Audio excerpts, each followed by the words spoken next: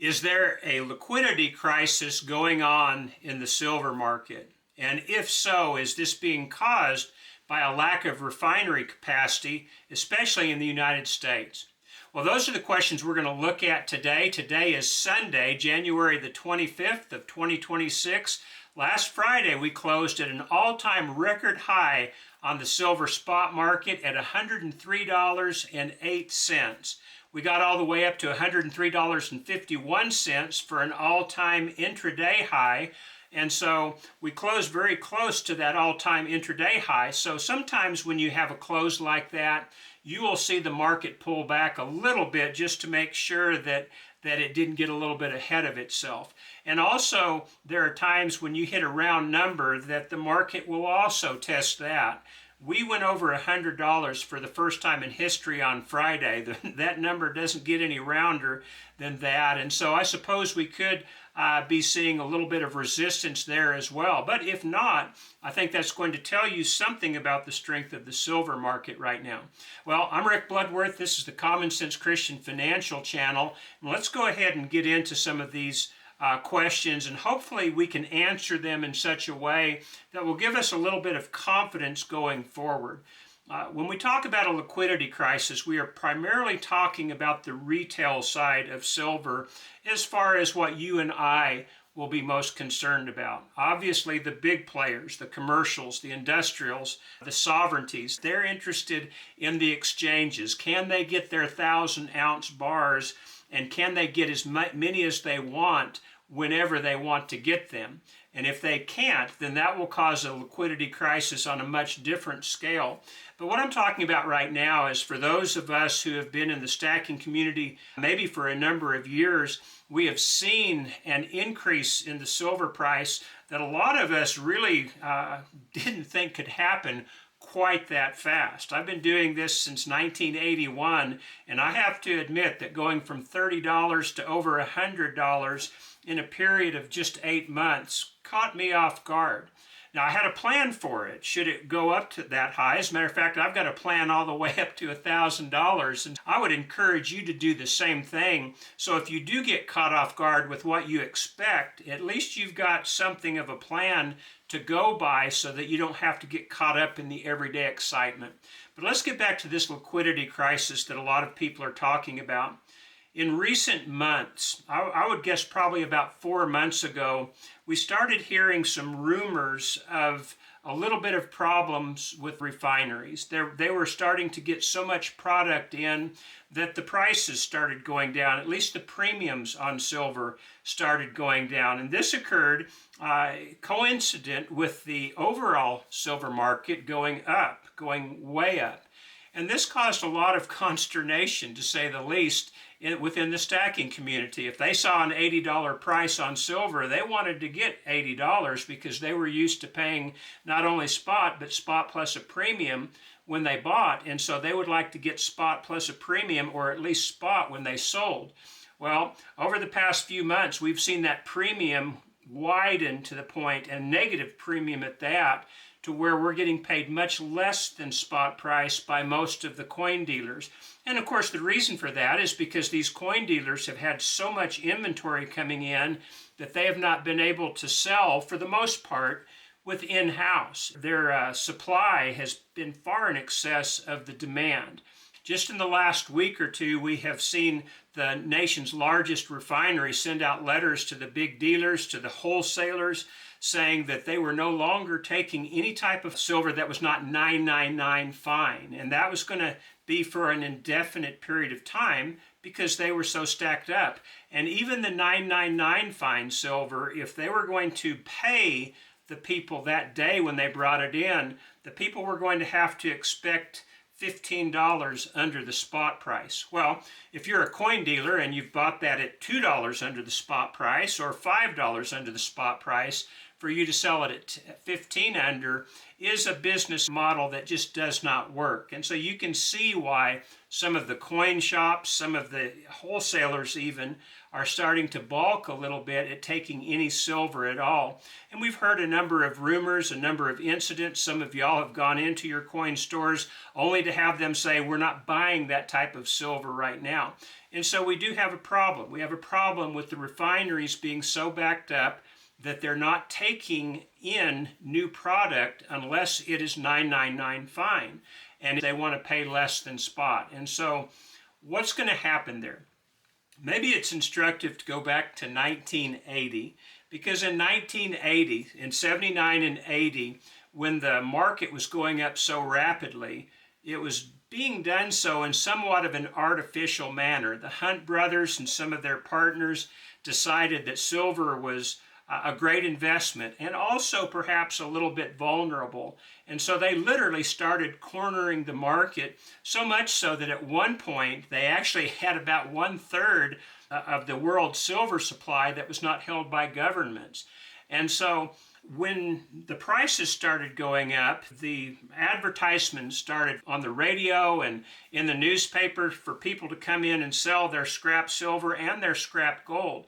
I can remember doing that myself with a high school ring, and sold my gold high school ring, made a profit off of what I'd paid for it, and I was delighted to get it. But at that time, the refineries actually got so backed up that they were 6 months behind. Well, today, from what I've heard from different dealers, we're probably more along the lines of 4 to 6 weeks backed up. Now, this is concerning the refineries, and they don't want to get into this 6-month delay again, and so they're starting to tap the brakes a little bit.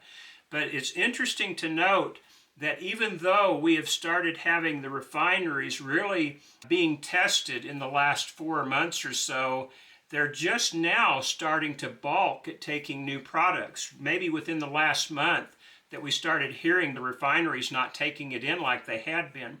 And again, to be behind when we've gone from $30 to $100 isn't really that bad when you compare it to 80 something. To think about is we are not yet anywhere near the backup that we were in 1980. Might that change? And of course it could change, and if it does, that's going to become more of a point of concern for us. But I wanted to point that out. And then there are two things that I think a lot of people maybe haven't been thinking about. I've certainly not heard anybody talking about these things, but I think it's worth putting into our thought process right now. And the first is this: these big consumers of silver, the commercials and the sovereignties, well, they're going out of their way right now to acquire silver in any way they can. We've all heard about China not only going out and buying up different mines, but they've also been buying some of the doré product from the silver mines, something that requires quite a bit of refining. And yet they've been buying that up and taking it to China to refine themselves. Now, they're probably not the only ones that are doing this, but if they're already going to that length, how long will it be before some of these big silver consumers, these big silver users, look at this backup in the refinery and start going to the U.S. refineries and saying, we'd like to buy everything you got that you haven't refined yet? Because that's going to be a whole lot easier to refine than doré or some of these other products that they're having shipped into China and probably other nations as well. And so this is one thing that might alleviate, I believe, this silver liquidity crisis, because I don't know how much longer that this particular stockpile of silver is not going to prove irresistible to some of these people who are desperate to get the product. So that's one area. Maybe even our own nation will come in and buy some of it up. Certainly they have already put into the works the beginning of a large refinery in America, probably the biggest refinery in America, and it is private and government sponsored. And it's going to be 2 or 3 years before it's up and running, but they're already looking down the road at that. So keep that in mind. This is something that could alleviate the liquidity crunch and alleviate it very quickly should anybody decide to come in and take advantage of these refineries having product on hand that's waiting to be refined. And put yourself in the shoes of the refiners. If they've got a 1-month backup and somebody comes in and says, I'll buy all this at $2 under spot or even $5 under spot, do you not think that they might not leap at the opportunity to go ahead and sell this product, especially when they've been holding on to it for a month? You don't have to go back too many weeks to see a much lower price than we have now. So the refineries are sitting on a lot of profit. They're concerned that the market could turn the other direction and that profit turn into a loss. And so if anybody came in and offered to buy that, I think they would be very receptive. So that's one of the things that I think we can keep in mind, is there's a lot of different organizations that are looking for silver right now, and this may prove to be irresistible to them. So keep an eye out on that. The other is just this. We have been in the process of price discovery for quite some time in the silver market. Ever since last year when it crossed the $50 mark and remained above $50, there has not been a true top in mind. You can't look and say, well, $60 is going to be resistance, or 70 or 80, because all of these marks have never been reached before. And so we're in the process of price discovery right now. And so just the very idea that we have been experiencing such a large increase, and yet it has not yet backed up the refineries to that 6-month waiting period that they had in 1980, I think is a reason for optimism on our part. And so this is something that could eventually take care of itself, but with all this product coming into the refineries that has been coming in, it might give us the idea that even as we cross the $100 threshold, and I believe this is going to flush out a lot of the remaining silver that's in people's houses, people who had never even thought of silver being a thing before might now start hearing it on the news, that something that maybe their great aunt or grandfather left to them might have some great value to it. Well, they might start bringing these products in. But I believe as they do, this $100 mark is going to be the last segment of this great melt. It may be a big segment. It may be the biggest we've seen yet, and it may back the refineries up even more. But my point is, there's just probably not that much more silver left out there, especially after what I think will probably be a rush to the market with these new prices and the news talking about them a lot. So that's the second point, is there may only be so much remaining silver in people's hands that they're willing to let go of. And so that could alleviate the silver liquidity crisis on its own, because at some point it has to run out. There is not an unlimited supply of T-sets and silverware or even old 90% coins. And so keep that in mind. There is going to come a point where that population of existing silver eventually runs out. And so are we near that point or not? I don't know, and you don't know, but I suspect we're going to be finding out really quick because of this $100 mark that we've just achieved. And so don't be surprised if it pulls back a little bit, but if it doesn't, I would be very attentive to the strength of this market right now. Because if the market continues to surge higher, even with all the extra supply coming in on the retail side, well, I think that's going to tell you something about the overall market. These are a couple of things I think that are worthy of our attention. Is there a liquidity crisis right now? I don't think there's any question about that. You talk to any coin dealer and they're going to tell you that there is. But will it continue to last, especially if it is just a result of the U.S. refineries being a little bit backed up right now?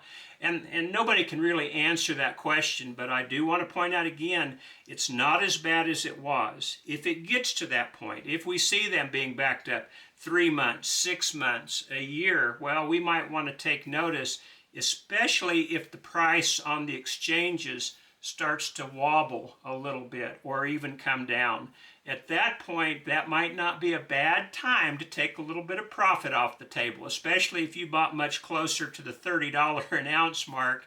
Nobody has ever lost money taking a profit, so keep that in mind as well. But as far as the liquidity crunch, it is a real thing. Is it going to be a lasting thing? And just looking at it from some of the different evidence, I think we can see some things on the horizon that would suggest that maybe this liquidity crunch isn't going to last for too many more months. And once that straightens out, I think you're going to see the margins between what the exchanges are paying and what you can get paid from your local coin dealer to start to tighten up a little bit. And in fact, you might even see, like we had a couple of years ago, where they're actually paying you a premium to get whatever silver that you have. All of this is speculation, but it's maybe an educated speculation. There are certain factors that are known. There are also factors that are unknown, such as the remaining population of scrap silver out in this world. I suspect we're going to see a lot of it come in. And once we do, I think if we can just be patient, especially if the market continues to go up, if we can be patient, I think we might be able to take advantage of this. For right now, for those of us who are stacking and we buy on a dollar cost average anyway, if you're buying a couple $100s a month, just go ahead and continue to do that. I wouldn't buy any extra right now. And if they had hit a sell point that I had already established, I'd go ahead and sell it when it hits that point. I wouldn't get too greedy. But at the same time, have a plan. By the time you see this video, the markets will be open, but they won't be open for the main exchange until tomorrow morning. So if you don't have a plan in place, try and figure out what you're going to do, what is the most reasonable for you to do, and then just go by that plan. I think you'll be a lot more satisfied. A lot of people are getting nervous. A lot of people are getting worried. Just make you a plan and stick with that plan. I think you'll find that some of those nerves and some of that worry dissipates over time. Well, that's the video for today. Let me know what you think about it in the comments. The comments have been really good. There's a lot of educated people that have been making some really good comments of late. And so if you have time, you might want to go back and read some of those comments, because I think you'll find some information that maybe you didn't possess before. So for those of you who have been making the comments, thank you so much. But I thank you for watching. Thanks to the subscribers, and I hope we'll see you again next time. God bless.